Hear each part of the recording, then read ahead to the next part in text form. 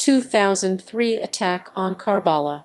The 2003 attack on Karbala was an unsuccessful strike on the Iraqi Republican Guard Medina Division by the U.S. 3rd Infantry Division during the 2003 invasion of Iraq. The Medina Division was mostly deployed along the Karbala Gap. The Iraqi Division was targeted as it was the best-equipped Iraqi unit, and its destruction would negatively affect Iraqi military morale. The Medina Division sustained only limited damage during the engagement. The defeat for the Americans resulted in one AH-64 Apache being shot down intact. The two pilots were captured and shown on television along with the helicopter. Pentagon officials stated the captured Apache was destroyed via airstrike the following day. Iraqi officials claimed a farmer with a Brno rifle shot down the Apache.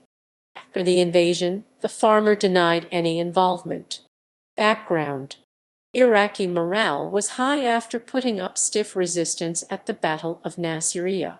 The U.S. sought to continue its shock and awe campaign by crippling the elite Medina Republican Guard Division, thus demoralizing the enemy.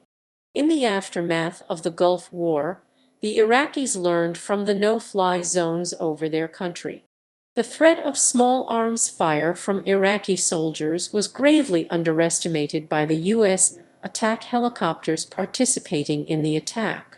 Difficulties: the AH-64 Apache helicopters of the U.S. Army's 11th Regiment, 3rd Infantry Division, faced several problems before the operation. The terrain around Baghdad was not desert, urban sprawl. Experience from the Battle of Mogadishu of 1993 showed that helicopters are vulnerable over urban areas. Intelligence was inadequate.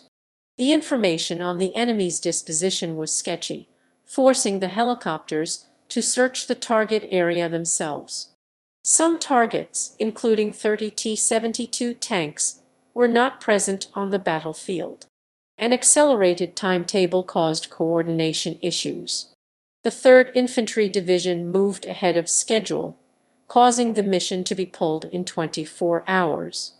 Suppression of enemy air defenses occurred in accordance with the accelerated schedule even though the Apaches were behind schedule. The Apaches arrived only after a 3-hour delay. The fighter bombers had left the area by then and the helicopters were without support. The 3-hour interval allowed Iraqi air defenses to recover.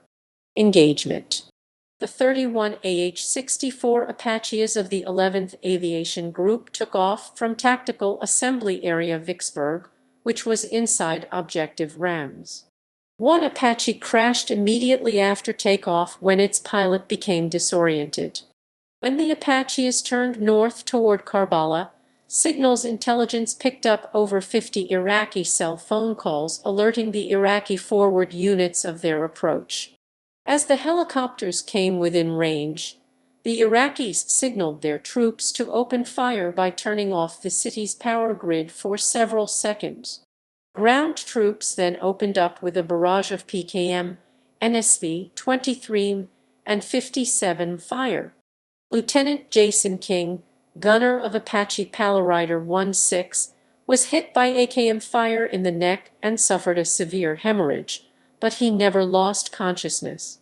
He was later evacuated to Germany for surgery, but returned to his unit a few weeks later. The Apaches were reluctant to return fire as most enemy fire was coming from houses and the risk of collateral damage was high. The helicopters scattered in search of the Medina Division, but were hampered by poor intelligence.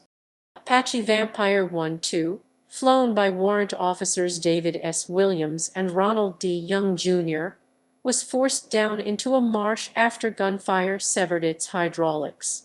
Its radio was also hit, preventing communication with the other helicopters.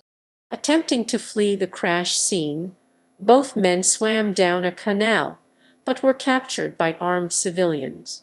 The Iraqi government would later show the helicopter on TV and claim that it had been shot down by a farmer with a Brno rifle. However, due to the high volume of anti-aircraft fire and the armor of the Apache, it is unlikely that a bolt-action rifle was responsible. The Apaches turned back for Tactical Assembly Area Vicksburg after a half-hour of combat. Most were without functioning navigation equipment. At least 2 narrowly avoided a mid-air collision. Post-battle analysis indicated the American gunships were targeted in a deliberately planned ambush with cannon fire (RPGs) and small arms, all emanating from camouflaged fire teams. Aftermath. Of the 29 returning Apaches, all but one suffered serious damage. On average, each Apache had 15-20 bullet holes. One Apache took 29 hits. 16 main rotor blades, 6 tail blades, 6 engines, and 5 drive shafts were damaged beyond repair. In one squadron, only a single helicopter was fit to fly. It took a month until the 11th Regiment was ready to fight again. The casualties sustained by the Apaches induced a change of tactics by placing significant restrictions on their use. Attack helicopters would henceforth be used to reveal the location of enemy troops, allowing them to be destroyed by artillery and airstrikes. Thomas E. White, the U.S. Secretary of the Army, stated, "We were very fortunate we didn't lose more aircraft.